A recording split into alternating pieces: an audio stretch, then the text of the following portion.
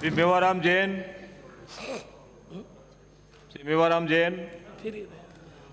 इंद्राज गुजर, इंद्राज गुजर, श्रीमती मनीषा पंवार।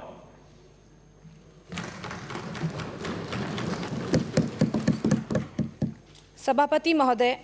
आज आपने मुझे राज्यपाल जी के अभिभाषण पर चर्चा करने का मौका दिया, आपको सहृदय धन्यवाद।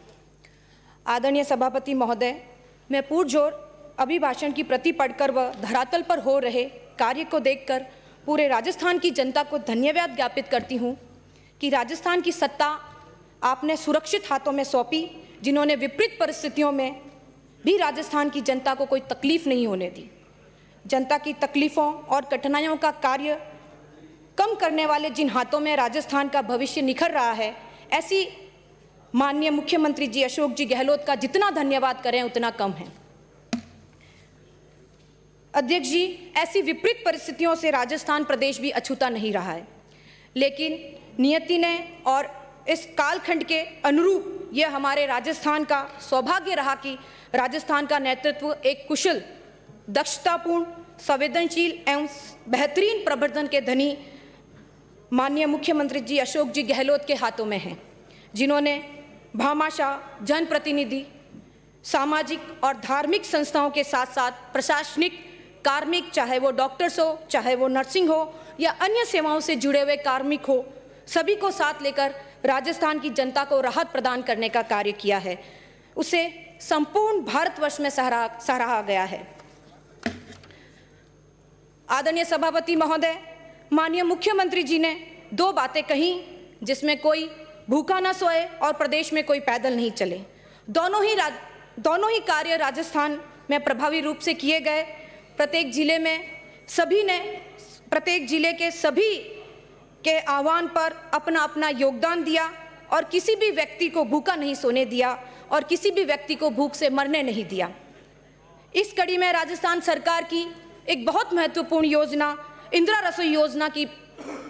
भूमिका बहुत सराहनीय रही और आज भी इंदिरा रसोई के माध्यम से हजारों लाखों लोग इससे लाभान्वित हो रहे हैं। दूसरा, कोई पैदल न चले के तर्ज पर हमने राजस्थान के अलावा ऐसे कई दूसरे प्रदेश थे जहां टीवी के माध्यम से, अखबारों के माध्यम से देखा कि जो दूर दराज के प्रवासी लोग हैं अपने घरों पर लौट रहे थे, लेकिन वो परेशान हो रहे थे, भूख से त्राही त्राही कर रहे थे और अपने गंतव्य तक नहीं पहुंच पा रहे थे। इसी के साथ राजस्थान के यशस्वी मुख्यमंत्री आदरणीय अशोक जी गहलोत ने निःशुल्क यात्रा करवाई, चाहे वो ट्रेन के माध्यम से हो, चाहे वो बस के माध्यम से हो, चाहे वो भामाशाहों के माध्यम से अलग अलग जगहों से संस्थाओं के द्वारा प्रवासी मजदूरों को अपने घर तक पहुंचाया, परिवार तक पहुंचाया। मेरा ये सौभाग्य है कि मैं भी माननीय मुख्यमंत्री जी के गृह जिले से आती हूँ और मुझे कई बार माननीय मुख्यमंत्री जी के संवेदनशील कदमों से गौरवान्वित होने का अवसर मिला है। जब कोरोना काल में जोधपुर में ऐसे कई प्रवासी हैं, जोधपुर में हमारे सोने का कामकाज और जो टेंट बनता है उसमें बंगाली और केरल से बहुत ऐसे मजदूर आते हैं जो वहाँ रहते हैं और अपना रोजगार करते हैं। इस समय जब वो अपने घर की ओर रवाना हो रहे थे तो मुख्यमंत्री जी के एक आह्वान पर बंगाल से लेकर केरल तक, महाराष्ट्र तक मजदूरों को उनके घर तक पहुंचाया गया और जब वो घर पर पहुंचे और अपने परिवार से मिले तो वापस उनका फ़ोन मुख्यमंत्री जी को धन्यवाद देने के लिए आया कि मैं हज़ारों धन्यवाद देते हैं हम हमारे मुख्यमंत्री जी को, राजस्थान के गांधीवादी नेता को, कि उन्होंने हमें घर तक पहुंचाया। वो हजार साल जिए और आज भी जहां प्रवासी मजदूर हमारे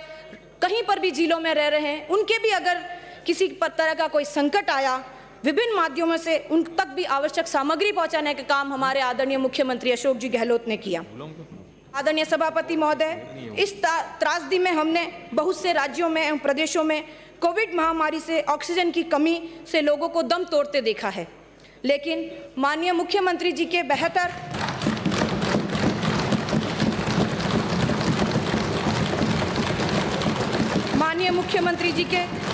एवं कुशल प्रबंधन से राजस्थान प्रदेश में कोविड काल में किसी भी तरह ऑक्सीजन की कमी नहीं आने दी। मैं ऐसे समय हमारे जोधपुर लोकसभा के प्रत्याशी रहे वैभव जी गहलोत का भी बहुत बहुत धन्यवाद ज्ञापित करती हूं कि उन्होंने भी इस कठिन समय में ऑक्सीजन सिलेंडर और ऑक्सीजन कंसंट्रेटर के माध्यम से जोधपुर की जनता को राहत प्रदान करवाई। अध्यक्ष जी, इन विपरीत परिस्थितियों को संभालते हुए माननीय मुख्यमंत्री जी के अपने बेहतरीन प्रबंधन से राजस्थान की जनता को हर तरह से संभाल रखा है। सभापति महोदय, हमारे राजकीय अस्पतालों में अपनी बेहतरीन सेवाएं जनता को दी है। यह माननीय मुख्यमंत्री जी अशोक जी गहलोत की दूरदर्शी सोच थी कि उन्होंने हर संभव चिकित्सा सेवा को सुदृढ़ करने की सोच से योजनाएं बनाई। आपके दूसरे कार्यकाल में जारी मुख्यमंत्री निःशुल्क दवा योजना को पूरे विश्व ने एक बेहतरीन सामाजिक सुरक्षा की योजना माना और इसी कड़ी ने बढ़ते इस कोरोना की विषमता को भी राजस्थान में कम करने का कार्य किया। आदरणीय अध्यक्ष जी, हमने इस काल में कई लोगों से जो इस कोरोना की चपेट में आए हैं उनसे सुना व अखबारों में देखा कि प्राइवेट अस्पतालों में अपना इलाज कर रहे व्यक्तियों का इस बीमारी के इलाज में 1-2 लाख से ज़्यादा 5 से 6 लाख रुपए खर्च वहन करना पड़ता है। यदि यह भारी भरकम इलाज खर्च सामान्य परिवार को झेलना पड़े तो हम समझ सकते हैं कि कितनी बड़ी परेशानी का सामना और कितनी विपरीत परिस्थितियां उत्पन्न हो जाती है। उस परिवार में क्या परिस्थितियां उत्पन्न होती है, घर के घर बिक जाते हैं और महिलाओं के गहनों को भी बेचने की नौबत आ जाती है। हमने कई प्रदेश में सुना है, लेकिन यह हमारे माननीय मुख्यमंत्री जी की दीर्घकालीन सोच थी। यहाँ हमारे राजकीय अस्पतालों ने आम जन को सुलभ इलाज मिला व राजस्थान के कई जनमानस इस विषमता से बचे रहे। यही सब देखते हुए हमारे मुख्यमंत्री जी के बारे में यह सब निकलते हैं। जीवन कई होते आपसे रक्षित, आपके द्वारा कमजोर असहाय पिछड़े होते रक्षित, आप हो वो माध्यम जिसमें गांधी जी के सपने होते लक्षित, गांधी जी के सपने होते लक्षित। आदरणीय अध्यक्ष महोदय, माननीय मुख्यमंत्री अशोक जी गहलोत ने अपने राज्य में जनता के लिए किसी भी क्षेत्र, चाहे वो शिक्षा हो, स्वास्थ्य हो, कृषि हो, उद्योग हो, युवाओं हेतु रोजगार हो, सभी दिशाओं में कल्याणकारी कदम बढ़ाए हैं, जिसमें स्वास्थ्य सेवाओं के विस्तार को प्रदान करते हुए चिरंजीवी स्वास्थ्य बीमा योजना प्रारंभ की, जिसके माध्यम से कई असाध्य बीमारियों का निःशुल्क इलाज 5 लाख तक सरकारी अस्पताल के साथ साथ निजी अस्पतालों में भी हुआ। यह स्वास्थ्य के क्षेत्र में एक बहुत बड़ा कदम है। इस हेतु मैं माननीय मुख्यमंत्री जी को बहुत बहुत हार्दिक धन्यवाद देती हूँ। आदरणीय अध्यक्ष जी, मुख्यमंत्री निःशुल्क दवा योजना का विस्तार भी किया गया, जिसमें राजकीय अस्पतालों के माध्यम से कैंसर, हृदय रोग और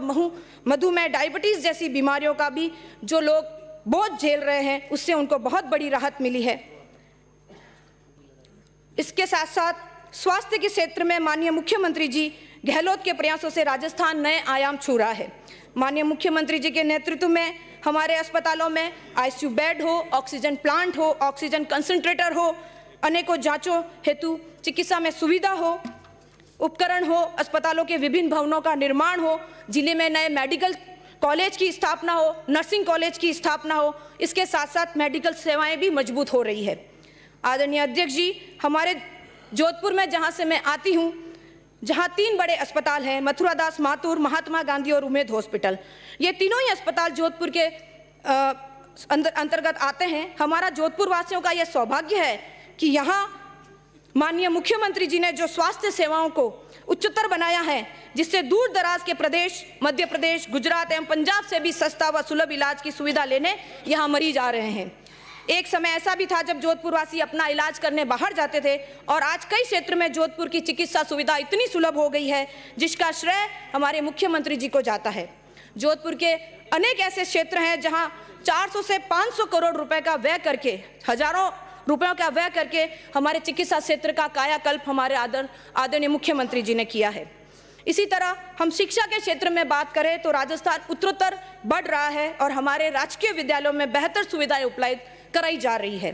अंग्रेजी माध्यम के महात्मा गांधी राजकीय विद्यालय खोले गए हैं। मैं सहृदय धन्यवाद देती हूँ मुख्यमंत्री जी को कि चाहे जोधपुर का कोई हिस्सा उनसे जुड़ा हुआ हो, बालिकाओं को शिक्षा को संबल देने हेतु विद्यालयों को कर्मोन्नत करना, अंग्रेजी विद्यालय की स्थापना करना, जहां आज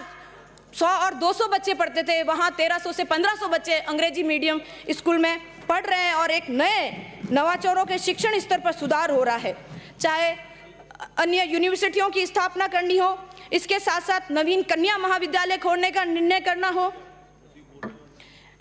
बालिकाएं निर्बाध रूप से अपने क्षेत्रों में उच्च शिक्षा ग्रहण कर सकेगी। इसके साथ साथ कृषि संकाय खोले गए, विद्यार्थियों के लिए डिजिटल यूनिवर्सिटी की भी स्थापना इस बार मुख्यमंत्री जी द्वारा जोधपुर में की गई। 500 से ज्यादा अगर किसी विद्यालय में बच्चे हो तो उसको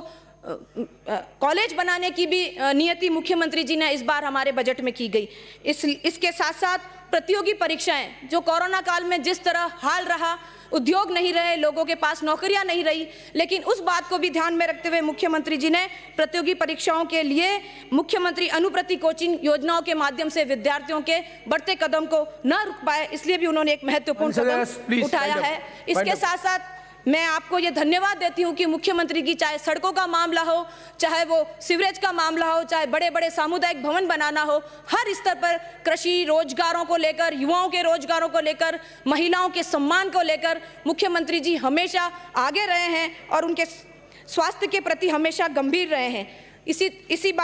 बात को ध्यान में रखते हुए मुख्यमंत्री जी को मैं धन्यवाद देती हूँ कि उन्होंने 3 सालों में जो कोरोना काल रहा, उनका स्वास्थ्य ठीक नहीं रहा, लेकिन फिर भी वीसी के माध्यम से जो उन्होंने विकास की गंगा राजस्थान में बहाई है, इसके साथ साथ जोधपुर में बहाई है, वो दुनिया भूलेगी नहीं और इतिहास के सुनहरे अक्षरों में हमारे मुख्यमंत्री आदरणीय अशोक जी गहलोत का नाम लिखा जाएगा। आपने मुझे बोलने का मौका दिया, उसके लिए बहुत बहुत धन्यवाद। जय हिंद, जय Bharat. Rafiq Khan, within 5 minutes Rafiq Khan, B brief. Sir, आपने मुझे राज्यपाल के अभिभाषण पे बोलने का मौका दिया, इसके लिए मैं आपका धन्यवाद देता हूं, शुक्रिया अदा करता हूं। राजस्थान का ये 3रा साल और कोई भूखा न सोए प्रदेश में इससे इसकी शुरुआत हुई और ये मैं दावे के साथ कह सकता हूं कि उस पर हर शब्द टू शब्द अमल हुआ और जिस आशा और विश्वास के साथ गवर्नर साहब ने, राज्यपाल महोदय ने यहाँ पूरा साल का लेखा जोखा प्रस्तुत किया, मैं 2 लाइनों में मुख्यमंत्री जी की भावना को बयान करना चाहता हूं। बचा ले जो हर तूफान से उसे आस कहते हैं, बड़ा मजबूत है ये धागा जिसे विश्वास कहते हैं। इस विश्वास के साथ पूरे 1 साल का लेखा जोखा यहाँ प्रस्तुत किया और ऐसे समय में जब पूरे देश में हाहाकार मचा था, यूपी में लाशें तैर रही थी नदियों के अंदर, कोई संज्ञान लेने वाला नहीं था, ऐसे समय में राजस्थान की सरकार ने जो कोविड प्रबंधन का एक एग्जाम्पल में पेश किया, एक नज़ीर पेश की, पूरे देश के अंदर, न केवल देश में बल्कि पूरी दुनिया में, जब रेमडेसिविर दवाई नहीं मिल रही थी, ऑक्सीजन नहीं मिल रही थी, हमारे यहाँ एसएमएस में दूर दराज से यहाँ तक कि अध्यक्ष महोदय, न केवल राजस्थान बल्कि राजस्थान के बाहर के प्रदेशों के लोग बागों ने भी यहाँ आके इलाज कराया और राजस्थान की सरकार में विश्वास जताया। मैं ये कह सकता हूँ कि कोविड प्रबंधन के समय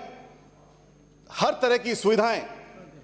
500 बेडेड हॉस्पिटल को 1400 बेडेड हॉस्पिटल में तब्दील किया। आरयूएचएस जैसी जगह जहां 300 साढ़े 300 बेड की व्यवस्था थी, वो 1450 बेडेड हॉस्पिटल में तब्दील किया गया और करीब 1450 लोगों को एट ए टाइम इलाज किया गया, वहां भर्ती किया गया। न केवल ऑक्सीजन, रेमडेसिविर, टोसिलिज्म, जो 50-50 हज़ार रुपए की दवाइयाँ थी, जिसपे पूरे हिंदुस्तान में ब्लैक हो रही थी, वहाँ यहाँ राजस्थान के अंदर फ्री ऑफ कॉस्ट आम आदमी को, आम पेशेंट को मुहैया कराई गई। एजुकेशन के सेक्टर में पूरे हिंदुस्तान के अंदर कोई भी ऐसी स्टेट नहीं है जहां इंग्लिश मीडियम स्कूल सरकारी स्तर पर पढ़ाई जाती हो। राजस्थान में एक कल्पना की गई और अंग्रेजी माध्यम की स्कूलें, महात्मा गांधी स्कूलों के नाम पर अंग्रेजी माध्यम स्कूलें खोली गई और मुझे ये कहते हुए खुशी है, फख्र है कि मेरी कॉन्स्टिट्यूंसी में जहां 300 बच्चे एक स्कूल में होते थे, आज Mahatma Gandhi English medium school में 1000 से ज़्यादा बच्चे वहां पढ़ाई कर रहे हैं और फ्री ऑफ कॉस्ट कर रहे हैं। किसी भी बच्चे से 1 रुपया फीस का नहीं लिया जा रहा अध्यक्ष महोदय। फ्री ऑफ कॉस्ट स्कूल और फ्री एजुकेशन न केवल हिंदुस्तान में बल्कि पूरी